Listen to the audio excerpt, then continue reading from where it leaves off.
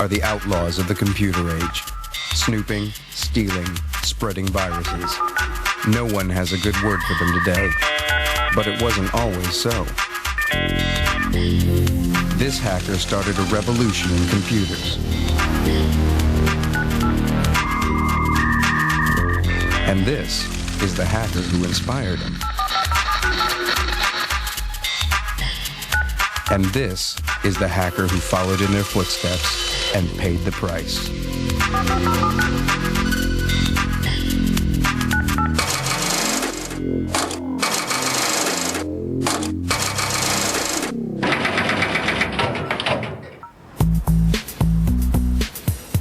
These three technological rebels are the pioneers of hacking. For Steve Wozniak, hacking is about invention. We were making a difference for humanity with these little small computers. For John Draper, hacking is about experimentation. Hack, take it apart and make it better, make it do different things, make it do cooler things.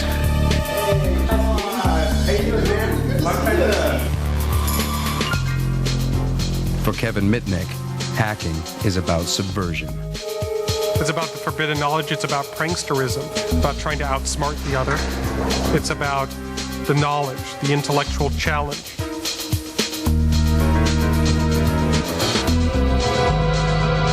The word hacker actually had two meanings. Before it meant something about breaking into computers or something, it meant guy who sit all night long on any piece of borrowed equipment they can, trying to get programmed so ultimately perfect. Their stories reveal how hackers were the heroes of the computer revolution, but became outlaws in the world that they created. Hi. Hi. Where does this wire go? Well, you see, this is a telephone wire. And it's going to run from your house to the big cable on top of that pole. We imagine hacking to be all about computers, but it wouldn't be possible without the telephone network, and that's where hacking began.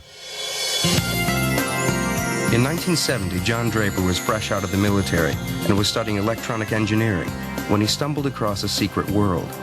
It all began with a call from a guy named Denny, who promised to reveal the secrets of a new craze, phone phreaking. He started to explain to me about phone phreaks. I said, what's a phone phreak?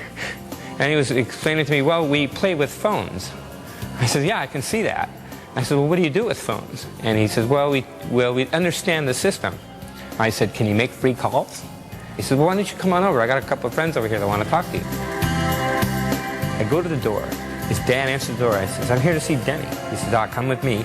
Takes me in his room, open up his room, and it's like pitch dark in there. He says, would you mind turning on the lights? Because they're all blind, they don't need lights. So we got to talking, and I said, show me one of these ways of making a free call. I'm really interested.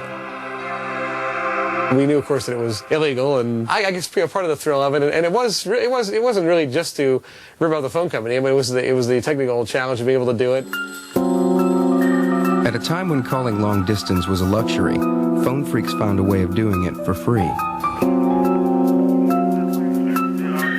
Telephone networks were controlled by tones. Getting in was easy, with the right equipment. It came in the shape of a free gift in a packet of breakfast cereal. This guy, right here, the Captain Crunch whistle. And if you glue this hole right here, like this, that's 2600. When you blow the whistle into the phone, a little chink sound, that's the acknowledgement coming in from the other side saying, you're ready to process the call. Armed with a Captain Crunch whistle, phone phreaks could seize control of telephone lines anytime, any place, anywhere. In fact, one of the things that we used to do is to go to the airport, walk along blowing the whistle next to a bank of payphones and disconnect their calls. In the days when calls went through to operators, phone phreaking wasn't possible. But as human switchboards were replaced by mechanical systems, different noises were used to trigger the switches.